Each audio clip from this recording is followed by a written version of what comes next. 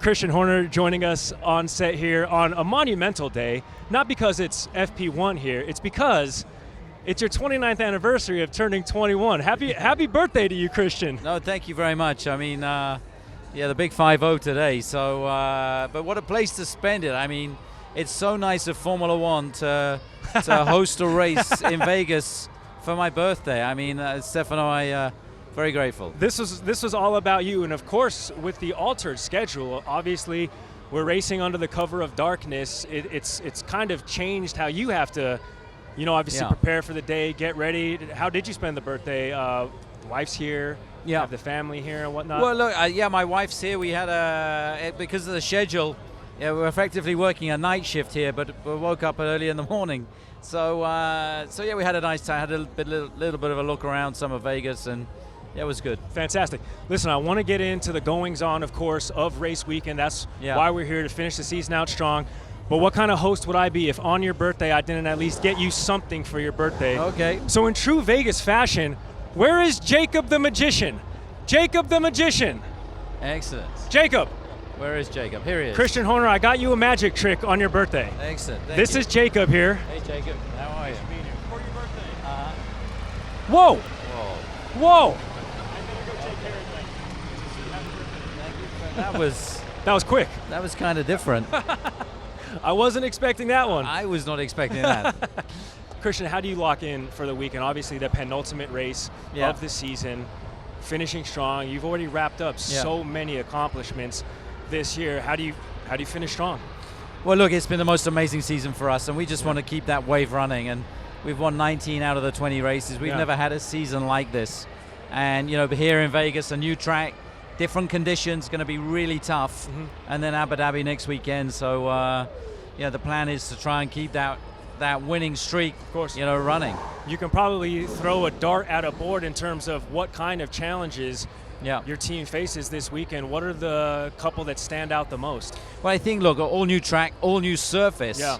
And the surface then is going to dictate how these tires work, and they're super sensitive. Sure. To temperature, and with it being cooler, that's going to make different cars.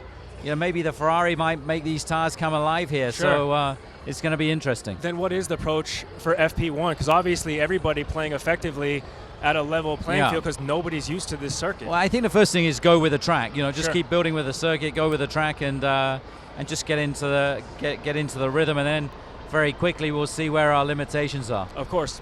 Other than that, of course, at the launch party a couple of nights ago, or last night rather. Last night, it was quite the festivities. People were calling it Super Bowl halftime show-esque. And of course, Max was asked about it afterwards, and he said he felt a particular way about it. How do you manage, obviously, keeping the main thing with him, but also embracing what the sport has become and what this race means as far as part of the season? Well, look, I mean, Liberty are doing an amazing job, and to have a race here in Vegas 5 years ago, we couldn't even imagine that, and to be racing down the strip. Now, Max is a race driver. All he wants to do is race. Correct. And so for him, some of the hype that goes with the job now, he's a little uncomfortable with some of that. He just wants to get his crash helmet on and get in the car. What do you feel about it, and how do you feel about it? Just the festivities and the goings on. Look, it's great to be in Vegas. It's great to see the popularity of Formula One in the U.S., the amount of new fans we're seeing come into the sport, the amount of the amount of girls and women that are supporting Formula One as well now. It's not just a male-dominated sport, and I think that's so positive for Formula One. Of course. You've been doing it, Christian, for so long at such a high level. Back in 2005, nearing 2 decades at this point, you've been part of so many championship teams. I mean, I guess on your birthday, to give you time to reflect and maybe think ahead, like, what's there left to do? How much more can you just sustain? You're always looking forward. You never look backwards, or certainly I don't. And so for me, what we've done. It's all about what we're going to do. And to try and defend these titles next year. We're building our own engine for 2026. Sure. That's a massive challenge for us, going against Ferrari and Mercedes, and as a subsidiary of an energy drinks manufacturer, but with Ford's help, we're really making great inroads into that. I'm glad you brought that up, because obviously teaming up with Ford for the new motor, and ever since last time we spoke, GM, Cadillac coming in, they're all coming. They're going to be part of the festivities. Just your thoughts on everybody now wanting sort of a piece of this pie. Well, Formula One's so popular, to see brands that want to come into the sport is fantastic. And I think, Ford have such a long, history in Formula One and so have had so much success.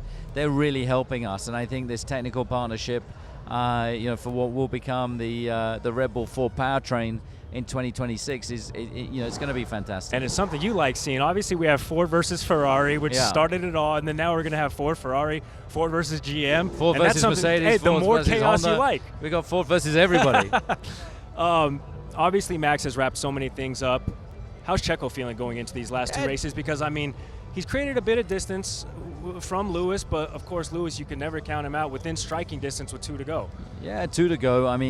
Checo's had a good year on the whole this year. He's had a few tricky races, but he recovered well over the last couple of races, and I think that hopefully, he's always gone well on street tracks. He's got a lot of support here, and this is the kind of venue I can see him going well at. And, of course, he just needs to finish, I think, within 4 or 5 points of Lewis to get that second place, which a 1-2 in the championship is something we've never, ever achieved. Sure. What do you do to dial it in for Saturday night? I know you talked about the track conditions, and obviously the weather is actually going to be quite a variable, a Saturday night race too. So we're working on a bit of a condensed timeline. What's top of mind, what's top of priority for you heading into this first practice? Well, I think first of all, learn the circuit, understand what the characteristics are, and have we got the right downforce level? Are the tires starting to work? What is the surface doing? So, and you got to go with the circuit, because every lap the circuit's going to be gripping up. It's going to be getting faster and faster, and so you don't want to miss track time. What do you make of the Sphere? I think it's insane. Have you made direct eye contact into it? Yeah. You're going to get a headache. It's unbelievable. It's unbelievable. We're going to get you out on this, Christian. Obviously, you have so much to do, but how do you celebrate the birthday tonight after practice? Look, I've been celebrating all day. Okay. So there's only so much birthday cake. I've just been given another birthday cake, which is fantastic. Too much cake. So it's too much cake for Christian. You can never have enough cake. Fantastic. Well, happy birthday. Thank you so much for spending some time with us, and best of luck this weekend. Thanks a lot. Thanks, all the Christian. best. Appreciate Ciao. you.